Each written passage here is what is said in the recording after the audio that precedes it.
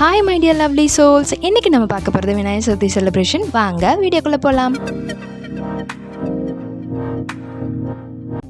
Before the night நாங்கள் விநாயகர் வாங்கிட்டு வந்துட்டோம். டியூஸ்டே ஈவினிங்கே நான் வாங்கிட்டு வந்துட்டோம். அப்போயே நாங்கள் வீடெல்லாம் க்ளீன் பண்ணி எல்லாம் ரெடி பண்ணியாச்சு. மார்னிங் எங்கள் ஹஸ்பண்டும் ஹெல்ப் பண்ணிகிட்டு இருந்தார். ப்ளஸ் நானும் மோதகம்லாம் செஞ்சுக்கிட்டு இருந்தேன். அந்த டைமில் என் ஹஸ்பண்டும் ஹெல்ப் பண்ணாங்க. தோரணம் கட்டுறது, அந்த இலையெல்லாம் பறிச்சுட்டு அவங்களே தோரணம் கட்டினாங்க. சாமிக்கு நைவேத்தியம் பண்ணுறதுக்கு பிரசாதம் பார்த்திங்கன்னா நான் பால் பாயாசம், அதுக்கப்புறம் மோதகம், அப்புறம் சுண்டல், இது மட்டும்தான் பண்ணியிருந்தேன். தென் விநாயகரை ஓப்பன் பண்ணியாச்சு. அவங்கள நம்ம வீட்டுக்கு கொண்டு சும்மாவே உட்கார வைக்க முடியாதுல்ல. அவங்களுக்கு சந்தன அபிஷேகம், பன்னீர் அபிஷேகம், பாலாபிஷேகம் எல்லாம் செஞ்சு 24 இலை 24 பூ எல்லாம் கொண்டு ஒரு அபிஷேகமும் ஆராதனையும் காலையில் 9 மணிலேருந்தே ஸ்டார்ட் ஆகிடுச்சு.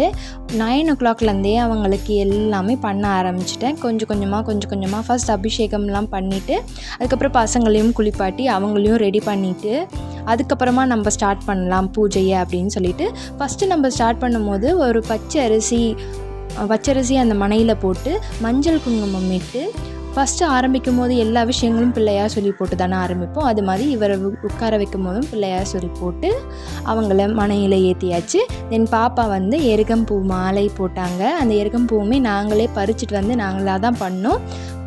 போட்டு அவங்க ப்ரேயர் பண்ணிக்கிட்டாங்க. தென் நாங்கள் பூஜையும் ஸ்டார்ட் பண்ணிவிட்டோம். நாங்கள் பசங்கள்லாம் எல்லோரும் ரெடி ஆகிட்டு எல்லா இலைகளும் எல்லா பூக்களும் வச்சு நாங்கள் பூஜை பண்ணியாச்சு. அன்னைக்கு விநாயகர் அகவல் பாடி நீங்கள் பூஜை பண்ணிங்கன்னா ரொம்ப நல்லது. உங்களுக்கு தெரியலனா கூட நம்ம யூடியூப்பில் நிறைய இருக்குது, அது மாதிரி வச்சுக்கலாம். இல்லைன்னா நமக்கு தெரிஞ்ச ஒரு மந்திரம் இருக்குது. ஓம் கம் கணபதையே நமக, ஸ்ரீ கணேஷாய நமக, ஓம் வக்ரதுண்டாய நமக. இந்த மந்திரங்கள் சொல்லுங்கள். ப்ளஸ் பாப்பாவும் நான் சொல்லுவேன் அப்படின்னு சொன்னாங்க.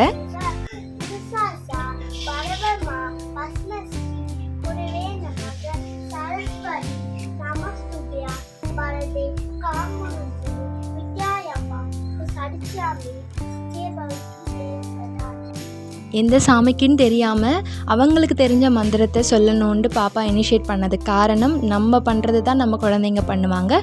ப்ளஸ் நான் இந்த மந்திரமும் சொன்னேன் கணபதிக்கு.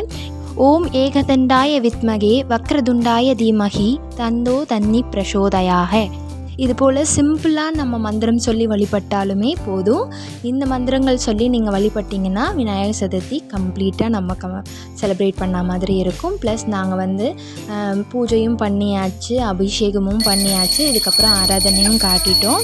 படையலை போட்டு அவருக்கு வேண்டியது எல்லாத்தையுமே நம்ம கொடுத்துடலாமா அப்படின்னு சொல்லி நாங்கள் வீட்லேயே பூர்ண கொழுக்கட்டை, பிடி கொழுக்கட்டை, அந்த குட்டி குட்டி உருண்டை கொழுக்கட்டையும் இதுவுமே பண்ணியிருந்தோம். நான் சாப்பாடு வச்சு படைக்கல, மார்னிங்கே பண்ணுறதுனால இட்லியும் தக்காளி தொக்கு மட்டும்தான் வச்சுருந்தேன். ப்ளஸ் சுண்டல் வச்சுருந்தேன், அவல் பொரி, வெல்லம், இது 3 கலந்து வச்சுருந்தேன். பால் பாயாசம் பண்ணியிருந்தேன். ப்ளஸ் நாங்கள் என்கிட்ட இருக்க பழங்கள் எல்லாமே கடையில் செட்டாக விற்கிது, பட் நான் அது வாங்கலை. நான் வாங்கின பழங்கள் எனக்கு என்ன யூஸ் ஆகுமோ அது மாதிரியான பழங்கள் வாங்கின வச்சு தேங்காய் உடைச்சி வச்சு பூஜைக்கு படையல் போட்டு அவருக்கு வழிபட்டு முடிச்சாச்சு. இதுதான் நாங்கள் வழிபட்ட முறை. இது 2வது நாள். நாங்கள் வெறும் அந்த பொரிக்கடலை மட்டும் வச்சு படைச்சிட்டேன். இது 3வது நாள் பால் வச்சு அவருக்கு வழிபட்டு பாலும் பேரிச்சப்பழமும் வச்சு வழிபட்டு அவர் அழகாக எங்கள் வீட்டில் இருக்க கஷ்டம், துன்பம், வேதனை, நோய் நொடி எல்லாமே நான் கரைஞ்சி போகிற மாதிரி கரைஞ்சிடணும் அப்படின்னு சொல்லி வேண்டிக்கிட்டு அவரை நான் வழி அனுப்ப ஆரம்பிச்சிட்டேன்.